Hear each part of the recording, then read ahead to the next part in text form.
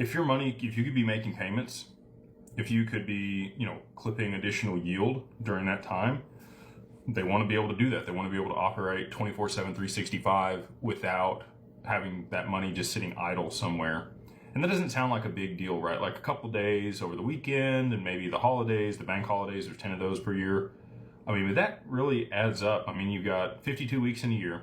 So 2 days out of each one of those weeks, money sits idle in the bank. It's not doing much.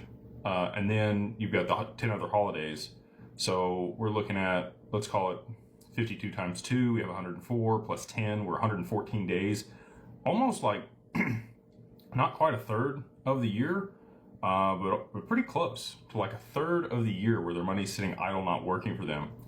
And then you've got also downtime over the evenings, right? So you could probably get closer to maybe 2/5 of the year that money's just sitting idle. It's not being used, it's not being moved, it's not making payments, it's not generating revenue for these companies. And if you were able to get that back, like, you think about it, you sleep 6 to 8 hours a day. You have to do that to maintain your health and be able to have functioning brain and all the other stuff that we have to have. But if you had some way to be able to leverage that time, that's 1/3 of your life that you get back. 24 hours in a day, 8 hours you're spending sleeping. If you're taking that much time, I don't, but most people do.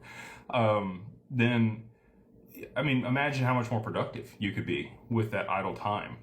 And banks and institutions see the same thing with this asset and these networks and what they're going to be able to do with it. The last thing that David Schwartz was talking about before I hopped over here was, opposition to adoption of this asset class and why they've seen such friction with the banks.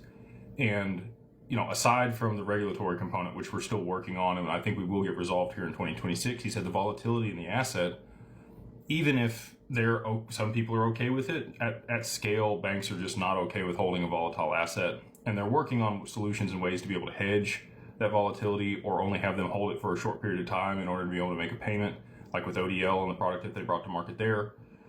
But people still have some opposition to that. So I am an advocate and believe that we will see a significantly higher price for XRP, and it'll operate very similar to like an index on the stock market. It takes billions of dollars in inflows or outflows into indexes for them to move quarter basis point,